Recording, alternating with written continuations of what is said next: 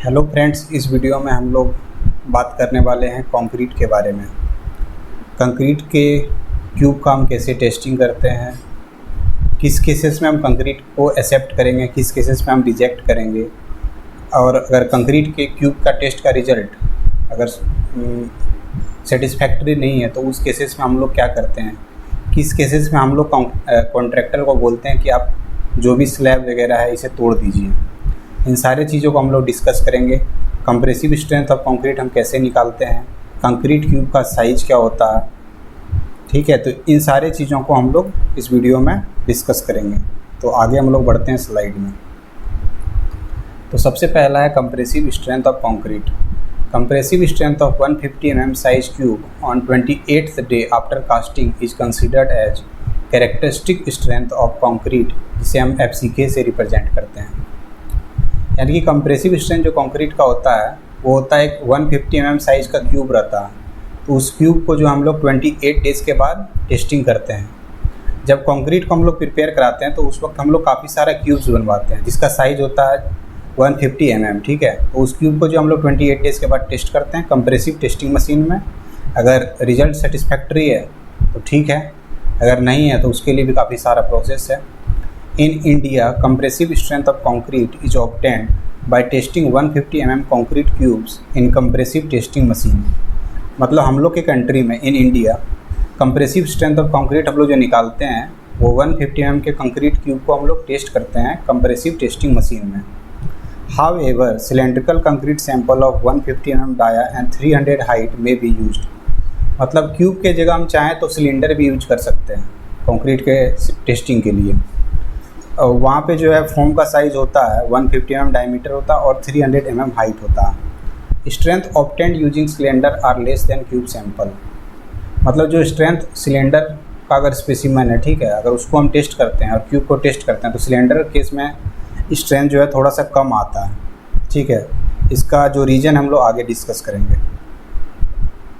Cube test for strength of concrete. Cube test हम लोग जो करते हैं मेनली कंक्रीट का स्ट्रेंथ को ही जानने के लिए करते हैं, ठीक है। तो इसका जो डायमेंशंस है, ठीक है, इस फॉर्म वर्क में हम लोग कंक्रीट को भरते हैं। जिस वक्त मतलब RMC प्लांट में कंक्रीट बना, ठीक है, कंक्रीट जैसे बनता है, ठीक है, उसी से हम लोग इस क्यूब को जो है फिल कर देते हैं 3 लेयर्स में। 100 ब्लो देते हैं, ठीक है। ये सारा जो दिख रहा है ये फॉर्म वर्क ही है। इसमें हम लोग 3 लेयर में फिल करेंगे। उसके बाद इसको 28 डेज़ के बाद हम टेस्ट करेंगे। It is filled in 3 layers covered with Hessian cloth. मतलब एक दिन के लिए उसको ऐसे ही हम लोग रखते हैं नॉर्मल एटमॉस्फेयर में, उसके बाद उसको पानी में डुबा के रखते हैं, ठीक है। आगे इसका पिक्चर भी है। तो यहाँ पे जो भी दिख रहा है ये सारा कंक्रीट का क्यूब है, मतलब अलग अलग कंपनीज़ का है। और इसमें ये लिखा रहता है किस कंपनी का है, ठीक है, कौन सी कंस्ट्रक्शन कंपनी का ये है, और उसमें डेट लिखा रहता है किस तारीख को ये कंक्रीट बना था, ठीक है। और उसके बाद जब उसका 28 डेज़ हो जाता है, इसमें ही हम लोग पानी में ही रहने देते। जब 28 डेज़ हो गया उसके बाद हम लोग उसको कंप्रेसिव टेस्टिंग मशीन में टेस्ट करते हैं। ये जो दिख रहा है ये एक्चुअली एक RMC प्लांट से ही हम ये पिक लिए थे। तो यहाँ पे दिन लिखा रहा था 1 2 3 4 करके जैसे। तो 28 डेज़ के बाद हम लोग टेस्ट करेंगे और उसके रिजल्ट को हम लोग लिखते हैं। Compressive strength test using cylinder. जैसे कि हम पहले ही बताया कि क्यूब के जगह हम सिलेंडर का भी यूज कर सकते हैं। Compressive strength may also be done using 150 mm dia and 300 mm long concrete cylinder का स्पेसिमेन। तो स्पेसिमेन का जो साइज हम लोग याद रखेंगे 150 mm डायमीटर होता है और 300 mm इसका हाइट होता है, यानी कि लेंथ होता है। और क्यूब का जो होता है 150 mm साइज है। Cylindrical compressive strength is less then about 80% of cube strength. Cube का स्ट्रेंथ जो भी आता है उसका 80% से भी मतलब सिलेंडर का स्ट्रेंथ कम होता है। This is due to slenderness effect of cylinder end friction. मतलब ये सिलेंडर जो सिलेंडरनेस इफेक्ट के कारण होता है सिलेंडर का end friction. Failure pattern get change in case of cylinder. मतलब सिलेंडर का अगर फेल्योर हम देखें, ठीक है, कंप्रेसिव टेस्टिंग मशीन में, तो वो अलोंग द हाइट होता है। और क्यूब अगर देखें तो मतलब हर तरह से क्यूब का साइज़ हर तरफ से सेम ही है। तो इतना ही है, मतलब ये जानना है कि सिलेंडर के थ्रू भी हो जाता है, लेकिन इंडिया में जो हम लोग मेनली देखते हैं वहाँ क्यूब ही होता है, इसलिए क्यूब का सारा डिटेल हम लोग इस वीडियो में पढ़ेंगे। Sampling of cube for testing concrete. मतलब कितना सैंपल हम लेंगे, ठीक है। कभी भी कंक्रीट बन रहा है, जैसे 1 मीटर क्यूब बन रहा है या 10 मीटर क्यूब बन रहा है, तो उसके लिए हम कितना कंक्रीट लेंगे और एक सैंपल में कितना क्यूब होता है। In 1 sample there is 6 cube casted, मतलब यदि एक सैंपल हम बोल रहे हैं तो वहाँ 6 क्यूब होगा, ठीक है। इसमें 3 का टेस्टिंग हम 7 डेज पे करते हैं और 3 का 28 डेज पे। Concrete cube sample are taken during execution of work during actual casting of concrete, मतलब जिस वक्त कंक्रीट का कास्टिंग हो रहा है, ठीक है, जिस वक्त कंक्रीट बनता है एक्चुअली आरएमसी प्लांट में, तो उसी से हम लोग कंक्रीट के क्यूब को बना लेते हैं, ठीक है। वहाँ जो भी लोग रहते हैं लैब इंस्ट्रक्टर वगैरह, वो अपने मतलब अंदर इसको अंडर बनवाते हैं। 3 cubes are tested after 7 days casting of concrete, strength equal to 67% of FCK, मतलब 3 क्यूब का टेस्टिंग हम लोग 7 डेज के बाद करते हैं और उस वक्त जो स्ट्रेंथ होना चाहिए वो 67% स्ट्रेंथ आ जाना चाहिए। 3 cubes are tested 28 days after casting, और 3 क्यूब का टेस्टिंग हम लोग जो है 28 डेज के बाद करते हैं। FCK इज कैरेक्टरिस्टिक स्ट्रेंथ, मतलब कंप्रेसिव स्ट्रेंथ जो होता है उसी को हम कह रहे हैं, ये सब सारा चीज़।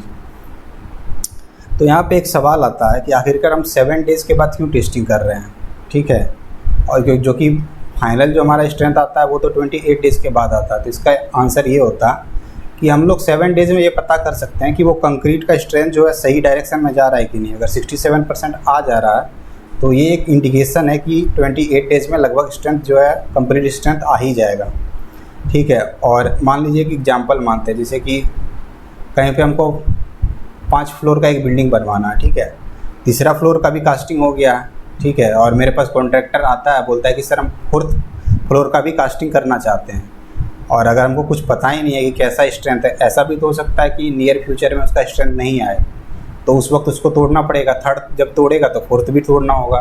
तो हम लोग 7 डेज़ के बाद टेस्ट करके ये पता कर लेते हैं कि 67% अगर स्ट्रेंथ आ रहा है तो हम उसको ओके बोलते हैं, ठीक है, आप 4th फ्लोर का कास्टिंग कीजिए, कोई दिक्कत नहीं है, ठीक है, क्योंकि 28 डेज़ के बाद जनरली उतना स्ट्रेंथ आ ही जाएगा। Strength of concrete after T days of casting, मतलब कंक्रीट जब भी कास्ट हुआ, ठीक है, तो हम जानना चाहते हैं कि जैसे 2 दिन के बाद क्या स्ट्रेंथ होगा या 4 दिन के बाद क्या स्ट्रेंथ होगा। तो ये सारा जो हम लोग इस फॉर्मूला के थ्रू पता कर सकते हैं। FT equal to T/A + B × T × FCK, ठीक है। T हो गया नंबर ऑफ डेज, A मतलब कांस्टेंट है, B भी, इस दोनों का वैल्यू रहता है। A का वैल्यू हो गया 4.7 और B का वैल्यू होता है 0.833।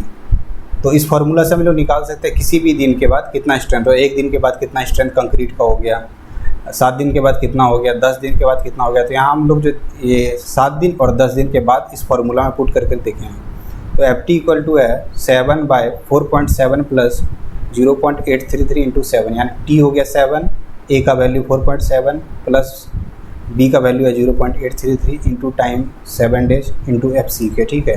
तो 67% इसका स्ट्रेंथ आ चुका है 7 दिन में।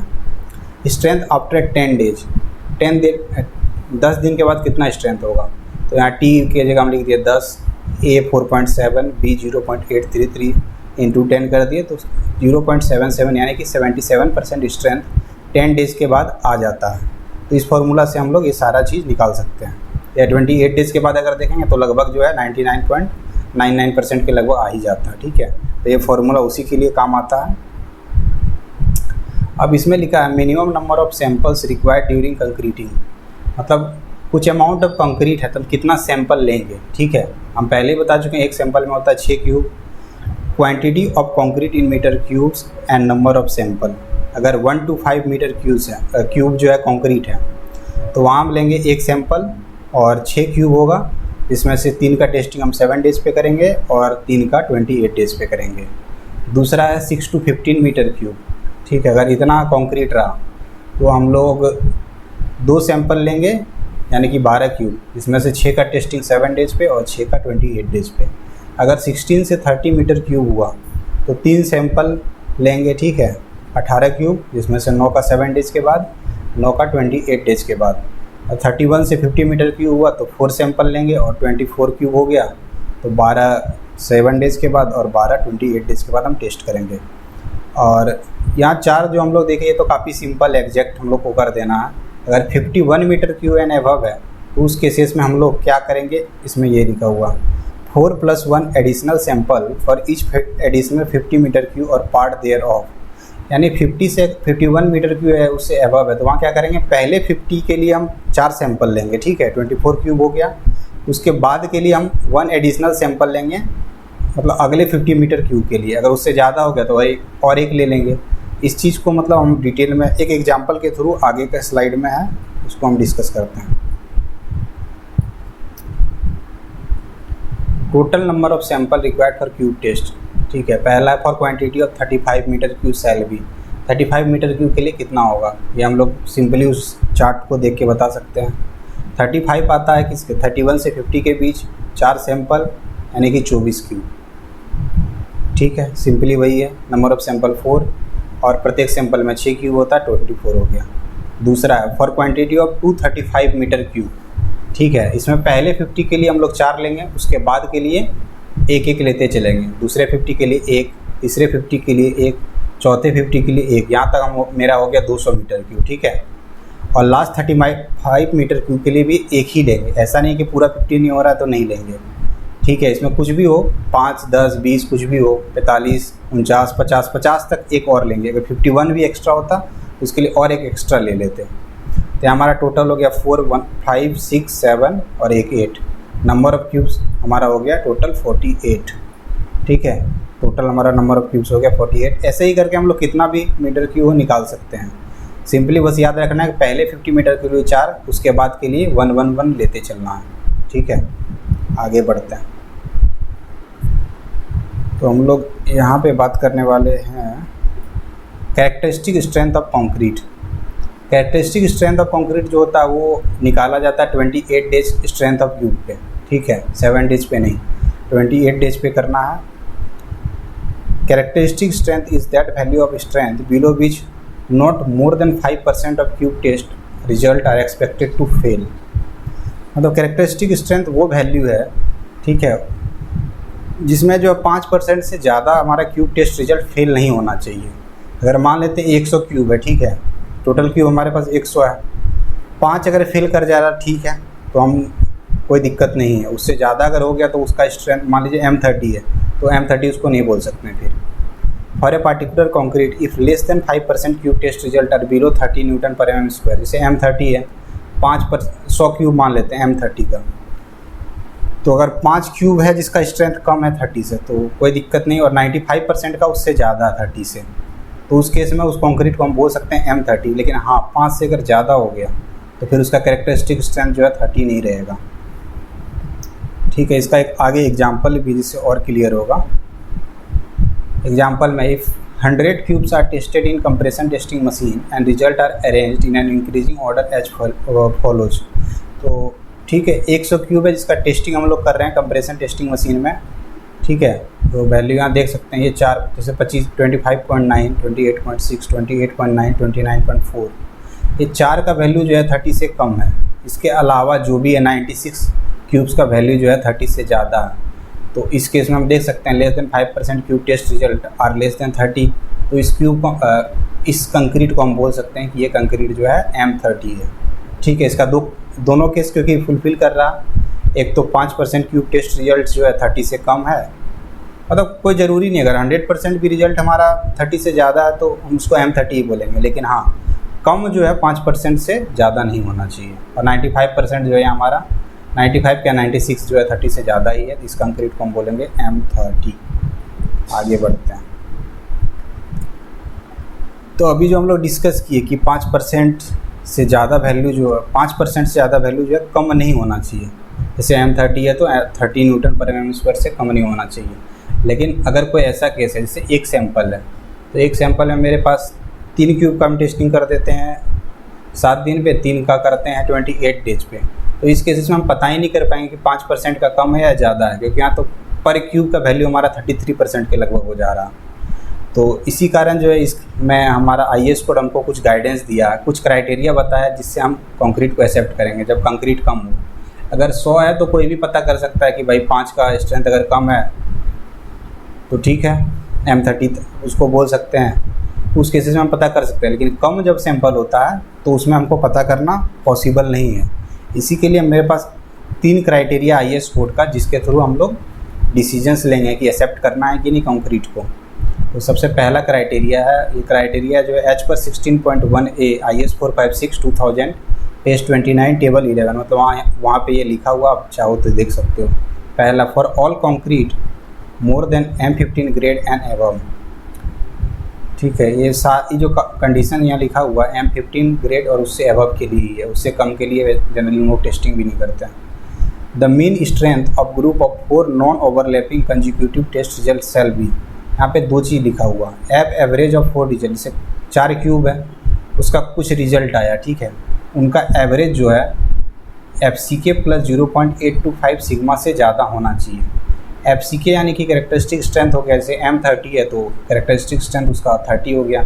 सिग्मा यानी कि स्टैंडर्ड डेविएशन होता है, जिसका वैल्यू आगे के स्लाइड में दिया हुआ, Newton per mm², rounded off to 0.5 Newton per mm²।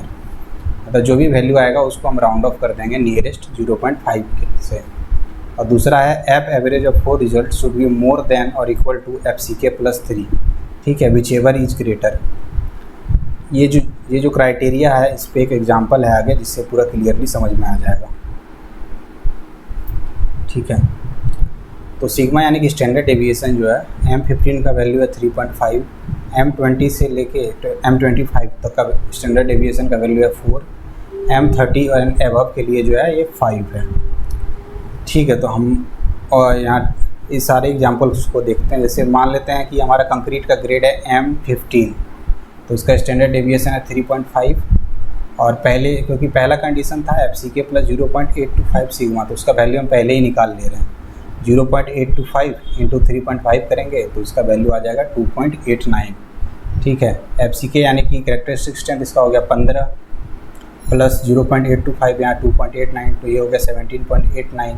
इसको राउंड ऑफ करना था नियरेस्ट 0.5 से, इसलिए इसका वैल्यू हो गया 18।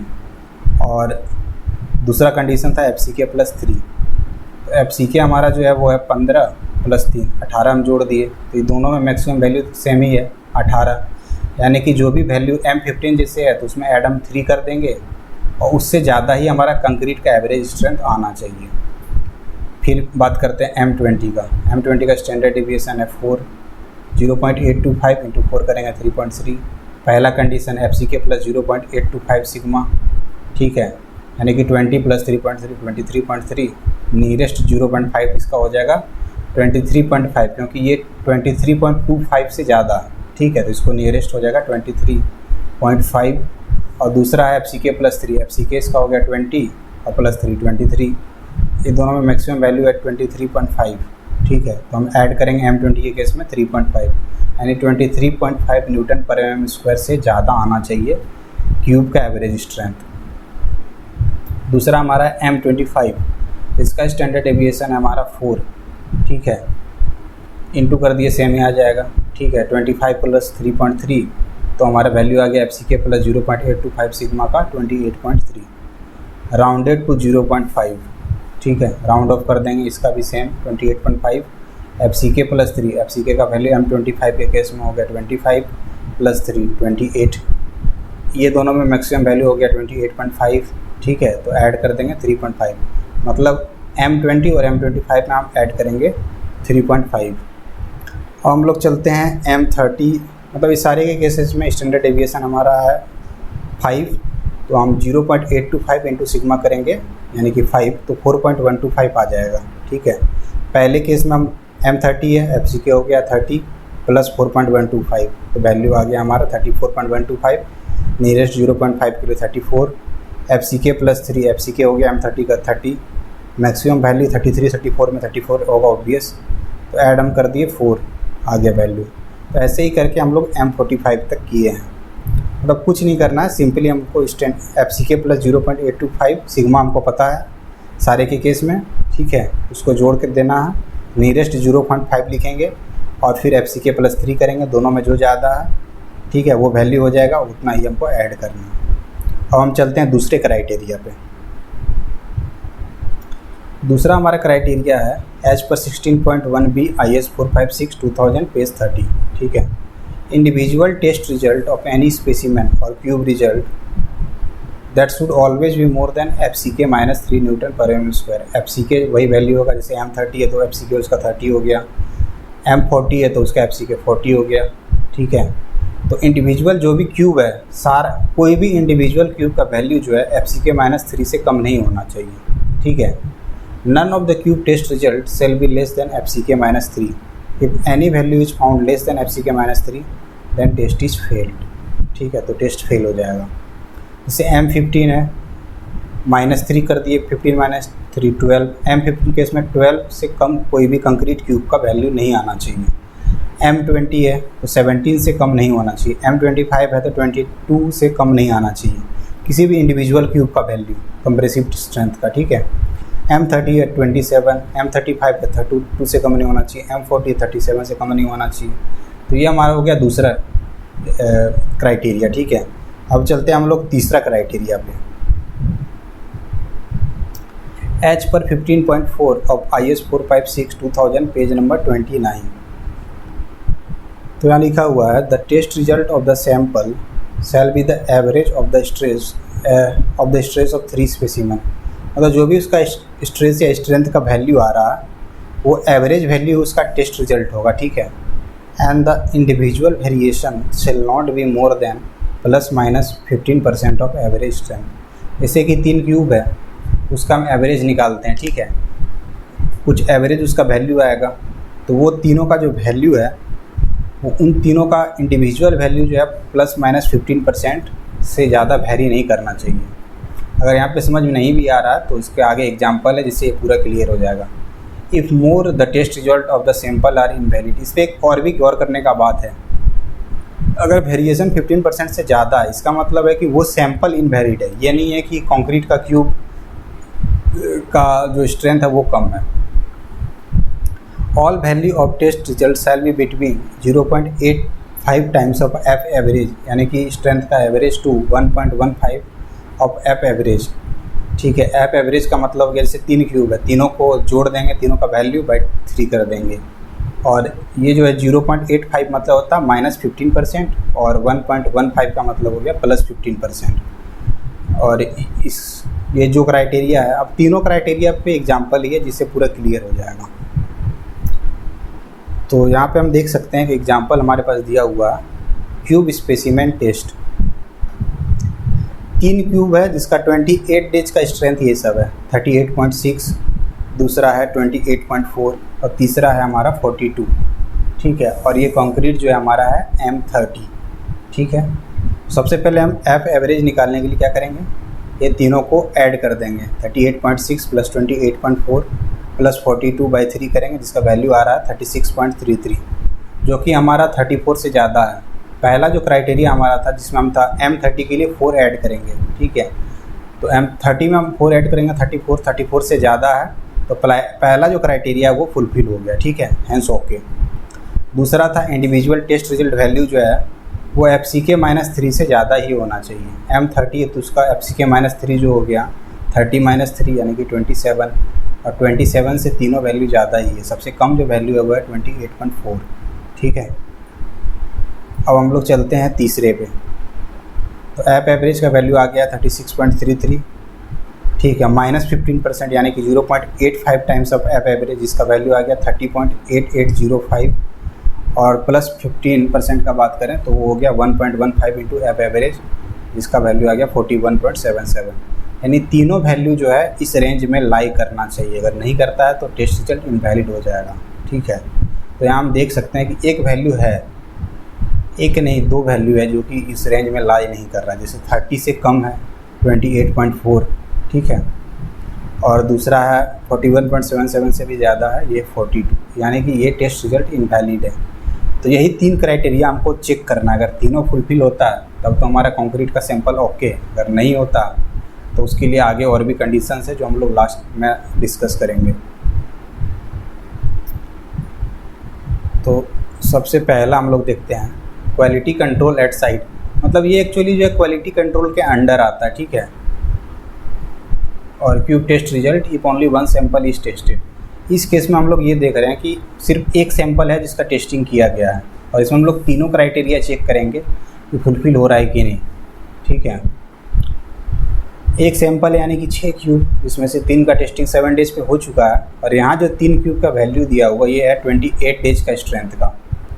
तो ग्रेड हमारा हो गया M30 सैंपल 1, ठीक है, एक सैंपल है। पहला क्यूब का वैल्यू है 38.6, दूसरे क्यूब का वैल्यू है 31.5 और तीसरे क्यूब का वैल्यू है 34.7, ठीक है। तो सबसे पहले हम लोग जो है तीनों को ऐड करते हैं, तीनों का ऐड करके एवरेज स्ट्रेंथ निकालते हैं, जो कि आ रहा 34.93। और हम लोग जानते हैं कि M30 के लिए जो है कोई भी मतलब एवरेज स्ट्रेंथ का वैल्यू 34 से कम नहीं होना चाहिए। तो पहला क्राइटेरिया जो हमारा है वो फुलफिल यहाँ पे कर जा रहा है, ठीक है। ये जो हमारा ओके है, 34 का जो वैल्यू है ये ओके है। एवरेज ऑफ ऑल सैंपल 34.93, तो ठीक है। दूसरा हम चलते हैं ITR यानी इंडिविजुअल टेस्ट रिजल्ट वैल्यू पर क्यूब का, ठीक है। तो M30 के लिए 27 से कम नहीं होना चाहिए, ठीक है। यहाँ जो हमारा सबसे कम वैल्यू है वो है 31.5, तो कोई दिक्कत नहीं है। और हम चलते हैं तीसरे केस पे, ±15%। -15% में अगर देखें तो 0.85 टाइम्स ऑफ एफ एवरेज हमारा 34.93 इंटू 0.85 करेंगे तो वैल्यू आ रहा है 29.691, ठीक है। और 1.15 टाइम इंटू 34.93 करेंगे तो 40.17, मतलब तीनों वैल्यू इस रेंज में ही लाई करना चाहिए। और हम यहाँ देख सकते हैं कि तीनों वैल्यू जो है इसी रेंज में लाई कर रहा है, यानी कि तीनों क्राइटेरिया फुलफिल कर रहा है। देयरफॉर हम लोग कह सकते हैं यहाँ पे कि क्यूब टेस्ट रिजल्ट जो है हमारा ओके है, पूरा कोई दिक्कत नहीं है, और कॉन्क्रीट इज एक्सेप्टेड, ठीक है। और ये हमारा जो एग्जांपल था वो था एक सैंपल के लिए, इससे ज़्यादा भी सैंपल हो सकता है, कोई दिक्कत नहीं है इसके लिए, ठीक है। अब हम लोग आगे बढ़ते हैं। तो इस केसेस में हम देख रहे हैं quality control at site cube test result if only 2 sample are tested. इस केस में हमारे पास है 2 सैंपल, ठीक है। 2 सैंपल यानी कि 12 क्यूब, जिसमें से 6 का टेस्टिंग जो है 7 डेज पे हो चुका है। यहाँ पे जो भी हम टेस्टिंग दिखा रहे हैं वो हमारा है 28 डेज का, ठीक है। तो हम लोग देख सकते हैं सैंपल 1 क्यूब 1 का रिजल्ट, ये भी M30 ही है, ग्रेड M30, ठीक है। M30 पहला क्यूब का वैल्यू यहाँ 36.4, 29.4, 36.3, तीनों का एवरेज सबसे पहले निकाले 34.03, 34 से ज़्यादा है, कोई दिक्कत नहीं है, ठीक है। दूसरा का देख रहे हैं 39.6, 34.5, 36.8, तीनों का एवरेज वैल्यू है 36.97, 34 से ज़्यादा है, ठीक है, कोई दिक्कत नहीं है। और दोनों का एवरेज देखते हैं, दोनों का एवरेज जो है 34 से मस्ट है कि ज़्यादा ही होना चाहिए। तो दोनों का एवरेज 34.03, 36.97, ये दोनों का अगर एवरेज हम देखते हैं, ठीक है, तो ये हमारा आ जा रहा 35.5, जो कि 34 से ज़्यादा है, यानी कि पहला क्राइटेरिया हमारा फुलफिल है, ठीक है। दूसरे क्राइटेरिया पे चलते हैं। M30 यानी कि 27 से ज़्यादा मतलब कम नहीं होना चाहिए वैल्यू, ये है 29.4, ये है हमारा 34.5, ठीक है, दोनों में मिनिमम वैल्यू, इसलिए दूसरा क्राइटेरिया पे एक्सेप्टेड है। और हम चलते हैं तीसरे क्राइटेरिया पे। तीसरा क्राइटेरिया यानी -15% ऑफ एवरेज और +15% ऑफ एवरेज वैल्यू के बीच ही लाई करना चाहिए। तो इसमें आ रहा है 28.92, 39.13, यहाँ आ रहा 31.42, 42.52। अगर हम चेक करें यहाँ पे, ठीक है, तीनों वैल्यू जो है ये 28.92 से कोई भी कम नहीं है, क्योंकि सबसे मिनिमम जो हमारा है 29.4 है, सबसे मैक्सिमम जो है हमारा यहाँ 36.4 है, ठीक है, 39 से कम ही है। पहला भी ओके है, दूसरा भी ओके है, इसका मतलब हमारा कंक्रीट का जो क्यूब टेस्ट रिजल्ट है वो ओके है, कंक्रीट इज एक्सेप्टेड, यानी कंक्रीट को हम एक्सेप्ट कर लेंगे, ठीक है। आगे बढ़ते हैं। Quality control at site cube test result if 4 sample are tested. इस केस में हमारे पास 4 सैंपल है, ठीक है, इसका हम टेस्टिंग कर रहे हैं। 4 सैंपल यानी कि 24 क्यूब्स और 12 क्यूब का हम टेस्टिंग कर चुके हैं 7 डेज पे। यहाँ पे जो भी दिख रहा है 28 डेज पे है, ठीक है। तो टोटल हमारे पास यहाँ 12 हो गया क्यूब, ठीक है। ग्रेड यहाँ पे भी M30 ही है, कोई दिक्कत नहीं है। सैंपल 1 तीनों का अगर वैल्यू देख लिए, ठीक है, ये इसका एवरेज निकाले 35 है, 34 से ज़्यादा है, ठीक है। यहाँ पे देखें तीनों को ऐड करके इसका एवरेज निकाले 37.13 है। ऐसे ही करके हम चारों का वैल्यू निकाल चुके हैं, ठीक है, चारों का एवरेज वैल्यू। अब इन चारों का एवरेज लेंगे 35, 37.13 का, 32.63 का, 37.2 का, ये चारों का एवरेज ले रहे हैं जो कि आ रहा 35.49, 34 से ज़्यादा है, ठीक है। तो पहला क्राइटेरिया फुलफिल्ड है। इंडिविजुअल टेस्ट रिजल्ट वैल्यू यानी M30 है, तो 27 से हमारा जो वैल्यू है कम नहीं होना चाहिए। यहाँ 31 सबसे कम है, 35.3 है, 28.4 है, 33.4 है, यानी दूसरा क्राइटेरिया भी फुलफिल हो रहा है। अब हम चलते हैं तीसरे क्राइटेरिया की ओर, ठीक है। तो यहाँ मिनिमम रेंज जो हमारा है 29.75, 40.25, इसी के बीच सारा वैल्यू ये तीनों लाई कर रहा। तो पहला हमारा जो है ओके है, ठीक है। दूसरा 31.56, 42.7, ठीक है। इसके बीच अगर देखा जाए, ठीक है, सबसे मिनिमम वैल्यू यहाँ पे है 35.3, ठीक है। 31.56 से ऊपर ही है, कोई दिक्कत नहीं है, और 42.7 से कम ही है, सबसे ज़्यादा वैल्यू है 38.7, ये भी ओके है। ऐसे करके देखें चारों हमारा ओके है, ठीक है। इसका मतलब है कि cube test result is okay, concrete is accepted, ठीक है। कंक्रीट को हम एक्सेप्ट कर रहे हैं, कोई समस्या नहीं है, तीनों कंडीशन को फुलफिल कर रहा, ठीक है। अब आगे बढ़ते हैं। Quality control at site cube test result if 5 sample are taken. इस केस में हम 5 सैंपल ले रहे हैं, ठीक है, 5 सैंपल, यानी कि 30 हो गया टोटल क्यूब्स। 7 डेज में टेस्टिंग हो जाएगा 15 का, और 28 डेज पे हो जाएगा और 15 का। तो यहाँ टोटल जो हम लोग को क्यूब मिल रहा है वो 15 ही है, ठीक है। तो पहले सैंपल का बात करें, और यहाँ पे जो कंक्रीट है वो हमारा M40, ठीक है, M40 सैंपल 1, क्यूब का वैल्यू है 42, 43, 48, एवरेज स्ट्रेंथ आ रहा 44.33, ठीक है। यहाँ पे देखें 48.1, 49, 37.5, 44.87, ठीक है। इस सारे का अगर एवरेज देखा जाए ऐसे ऐसे आ रहा, 44 आ रहा, 41 आ रहा। अब इन पांचों का हम लोग एवरेज लेते, लेकिन एक्चुअली क्या है, ये हमारा जो सेकेंड वाला है वो इनवैलिड है, ठीक है। टेस्ट रिजल्ट इसका इनवैलिड क्यों है?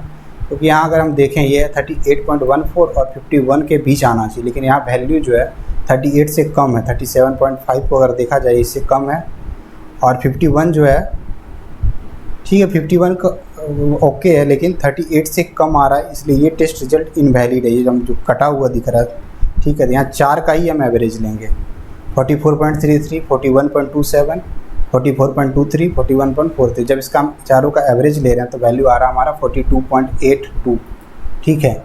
लेकिन ये वैल्यू आना चाहिए M40 के लिए +4, जो हम शुरू में ही पढ़े थे, तो ये आना चाहिए 44 या उससे ज़्यादा आना चाहिए, लेकिन यहाँ पे जो हमारा वैल्यू आ गया वो है 42.82, ठीक है। यानी कि वैल्यू हमारा पहला कंडीशन में फेल हो जा रहा, ठीक है। पहला कंडीशन में अगर फेल है तो अल्टीमेटली फेल ही, क्योंकि कोई भी क्राइटेरिया में ये फेल नहीं होना चाहिए। बाकी सारा चीज़ हम करके देखें हैं, लेकिन अगर एक में ही फेल हो गया तो कोई फ़ायदा नहीं। कंक्रीट इज़ नॉट एक्सेप्टेबल, ठीक है। कंक्रीट जो हम लोग एक्सेप्ट नहीं करेंगे। As average strength of 4 sample is less than 44 newton per mm², ठीक है। 42.82 आ रहा, इसलिए ये फेल हो गया। अब कंक्रीट एक्सेप्टेबल नहीं है, तो क्या टेस्ट रिजल्ट में फेल होने के बाद हम लोग इसको रिजेक्ट कर देंगे या फिर कुछ और भी देखना है? इस चीज़ को हम लोग देखते हैं। ये हमारा है, what if test result is not found okay. अगर फाउंड ओके नहीं है, ठीक है, सही नहीं आ रहा, तीनों क्राइटेरिया को फुलफिल नहीं कर रहा, तो हम लोग क्या करेंगे? If cube test is failed, core cutting sample are taken and tested, if core test are found okay, concrete में भी एक्सेप्टेड। कोर कटिंग में क्या करते हैं, जो भी सैंपल है, ठीक है, जिसका 28 डेज हो चुका है कास्टिंग किए हुए, तो उससे हम सैंपल निकालेंगे। जैसे छत है, उसका एक सैंपल निकालेंगे, उसको टेस्ट करेंगे। If core test are found okay, जैसे M30 है, 30 से ज़्यादा वैल्यू आ जा रहा, ठीक है, कंडीशंस फुलफिल हो रहा तीनों, तो उस केस में हम उसको एक्सेप्ट कर लेंगे। If core cut sample also get failed, तो उस केस में हमको क्या करना है, ठीक है। कोर कट हम किए, फेल हो गया। इसके बाद हमारा आता है, हम उसके बाद करते हैं load testing. Load test is done, ठीक है। अब लोड टेस्ट कैसे होता है? The structure is loaded with dead load plus 1.25 times live load. Dead load तो स्ट्रक्चर का लोड जो वेट है वो हो गया उसका डेड लोड, उस पर हम लाइव लोड अप्लाई करते हैं, ठीक है। 1.25 टाइम्स ऑफ लाइव लोड, जितना भी लाइव लोड के लिए हम स्ट्रक्चर को बनाए थे, ठीक है, तो उसका 1.25 टाइम्स उस पर हम अप्लाई करेंगे, ठीक है। लाइव लोड हम चाहें तो सीमेंट का बैग्स रख सकते हैं, ऐसा ही कुछ रख देंगे। जो भी लाइव लोड का वेट जितना होना था उसका 1.25 टाइम कर देंगे और 24 आवर के लिए उसको लोडेड रखेंगे, ठीक है। उसके बाद 20 और उसका हम डिफ्लेक्शन जो है उस जो भी पार्टिकुलर स्ट्रक्चर, वेदर बीम है, कंक्रीट है या फिर स्लैब है, ठीक है, उसका डिफ्लेक्शन को हम नोट करेंगे 24 आवर्स के लिए कितना डिफ्लेक्ट हुआ, ठीक है। 24 आवर्स के बाद क्या करेंगे, now load is remove, load को हम रिमूव करेंगे और डिफ्लेक्शन को ऑब्जर्व करेंगे कि डिफ्लेक्शन कितना जो है रिकवर हो रहा है, ठीक है। मान लेते हैं कि 10 mm का डिफ्लेक्शन हुआ था, ठीक है। If 75% of deflection is recovered in 24 hours concrete may be accepted. मान लीजिए 10 mm का डिफ्लेक्शन हुआ था, 10 mm का 75% हो गया 7.5 mm। अगर 7.5 mm डिफ्लेक्शन 24 आवर में रिकवर हो जा रहा तो उस केस में हम कंक्रीट को एक्सेप्ट कर लेंगे। Otherwise load test is done again after 24 hour. अगर इस केस में भी फेल हो गया, 75% डिफ्लेक्शन रिकवर नहीं हो पाया, ठीक है, तो हम 72 आवर्स के बाद फिर से उसको टेस्ट करेंगे। उसके बाद यहाँ लिखा हुआ है मतलब 3 दिन के बाद हम फिर आएंगे, फिर इतना ही लोड अप्लाई करेंगे, 1.25 time of dead load, live load not dead load. If recovery of deflection in second load test is less than 80%। यहाँ पे एक चीज़ ये देखने वाला है, पहला में था 75%, ठीक है। If 75% of deflection is recovered in 24 hour concrete may be accepted, but in second load test deflection recovery जो है 80% होना चाहिए, otherwise the structure may be rejected, ठीक है। तो हम आज के लेक्चर में यही मेनली देख सकते हैं कि किस केस में कंक्रीट को हम एक्सेप्ट करेंगे, कब रिजेक्ट करेंगे। सिर्फ टेस्ट फेल हो जाने से हम कंक्रीट को जो है रिजेक्ट नहीं कर सकते, ठीक है। उसके बाद भी काफ़ी प्रोसीड्योर है।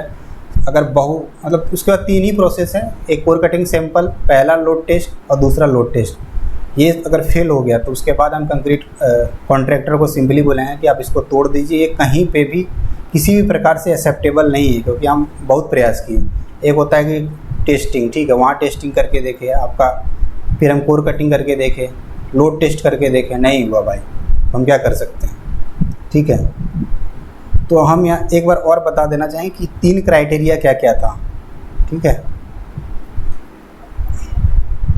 सबसे पहला क्राइटेरिया यही था, FCK प्लस 0.825 सिग्मा और FCK प्लस 3 से ज़्यादा आना चाहिए, विच एवर इज ग्रेटर, जहाँ पे हम देखे थे, ठीक है। M15 के लिए 3 ऐड करना था, ये सारा वैल्यूज़ हम लोग देख लिए थे, ठीक है। इससे ज़्यादा होना चाहिए, हमारा पहला क्राइटेरिया था।